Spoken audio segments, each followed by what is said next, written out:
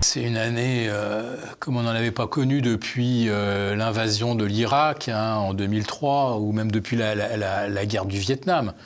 L'industrie de l'armement américaine a fait une année splendide.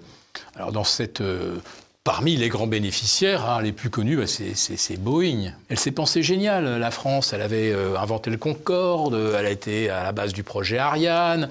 Les Français avaient inventé dans les années 50 le laser, la carte à puce dans les années 80.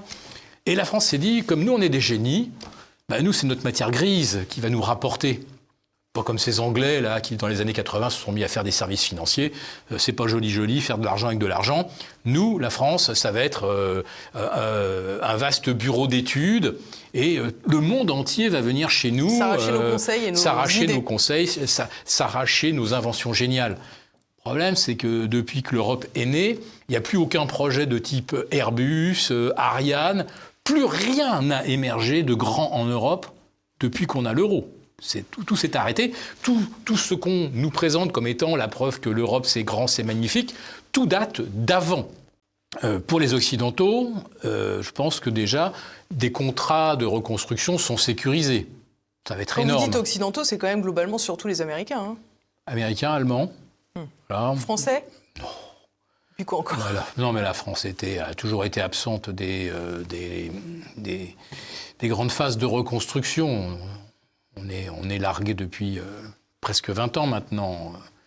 Chaque fois qu'il y a un conflit, soit on n'y participe pas, heureusement comme en 2003, soit les Allemands nous passent devant systématiquement, mais la part du lion est toujours pour les Américains lorsqu'il s'agit d'une guerre qu'ils ont eux-mêmes orchestrée. Le contribuable européen a donné beaucoup d'argent sans qu'il y ait le moindre contrôle sur l'emploi de cet argent. Depuis 6-7 mois, les créanciers commencent à se demander s'ils vont effectivement revoir toutes leurs billes. J'ai cité BlackRock. Alors eux, ils ont 2 moyens de contrôler la situation. Par contre, le budget américain qu'on charge de dons à l'Ukraine ou l'Europe, qui distribue, au gré des déclarations de Mme von der Leyen, 1 milliard par-ci, 5 milliards par-là, etc., cet argent n'est pas tracé.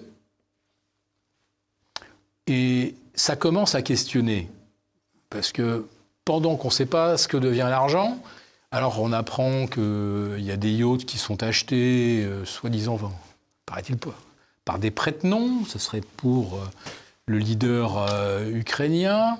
On a pratiquement tous les mois le limogeage d'un ministre, d'un haut fonctionnaire, d'un chef d'état-major pour corruption. On a des échos en provenance des agences de biens de très très haut de gamme, Côte d'Azur, Marbella, Miami. La grosse clientèle pour des achats 10 millions et plus, c'est des Ukrainiens. D'où vient l'argent ? Donc là, ça commence vraiment à questionner. Il arrivera à l'Ukraine ce qui arrive aux créanciers de la Chine. C'est-à-dire que quand on ne peut pas rembourser, il y a un moment où on finit par payer. Bien que les dirigeants ukrainiens s'en défendent, des millions d'hectares ont été préemptés par des géants de l'agroalimentaire occidentaux. Je pense que l'Ukraine a totalement hypothéqué tout ce qui pouvait avoir de la valeur au moment où le pays pourra redémarrer. Comment cette reconstruction sera financée ? Évidemment, l'Ukraine devra à nouveau souscrire des prêts et ça fera des revenus pour les créanciers. Le principal créancier aujourd'hui, il est connu. C'est un créancier d'ailleurs qui le dit ouvertement, qui s'en vante. Nous fournirons du crédit, quasiment nos limites, à l'Ukraine. Et voilà, c'est BlackRock. Et c'est Larry Fink qui a dit, voilà, nous fournirons à l'Ukraine tout le crédit nécessaire pour se reconstruire. Bon, c'est une très bonne opération pour BlackRock, puisque BlackRock est actionnaire de toutes les entreprises qui seront appelées à venir reconstruire l'Ukraine. Moi, je regarde comment évolue notre économie depuis 20 ans. Donc, cocorico, on est encore les numéros 1 du tourisme, on est encore un magnifique musée. Je ne sais pas combien on a de châteaux en France, mais c'est au-delà du millier.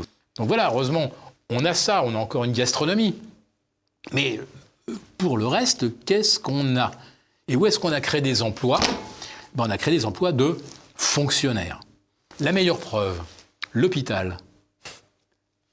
110 ou 120 000 lits supprimés depuis 2017, et l'hôpital coûte toujours aussi cher. Alors qu'on a supprimé des anesthésistes, des obstétriciens, etc. Comment ça se fait que la facture de l'hôpital et la charge, la masse salariale soit toujours la même ? Tout simplement parce qu'on a moins de chirurgiens, moins d'anesthésistes, moins de réanimateurs, et on a beaucoup plus de gens dans les bureaux qui font du management par feuille Excel. Comme on dit, dans une gare, on voit des dirigeants qui ont réussi, puis on voit des présidents qui ne sont rien. Donc à la COP28, il n'était rien.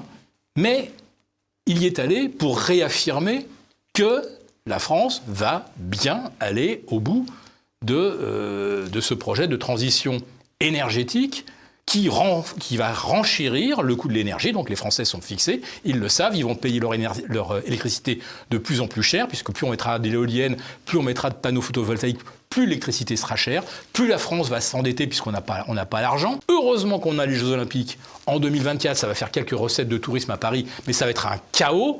Et en plus de ça, ça va être un grand progrès pour les Parisiens, puisque, semble-t-il, on se dirige vers, là aussi, un pass ou un QR code pour se déplacer dans Paris. Donc si vous me dites, est-ce que je vois quelque chose de la lumière à l'horizon, est-ce que je vois quelque chose de mieux se dessiner ? Ce que je vois de se dessiner pour 2024, c'est un chaos dans les transports, Paris avec des gens fliqués de A jusqu'à Z, la reconnaissance faciale, et ça, on l'a déjà compris, ça va nous être maintenu pour les années à suivre, au nom de la sécurité des Français, naturellement.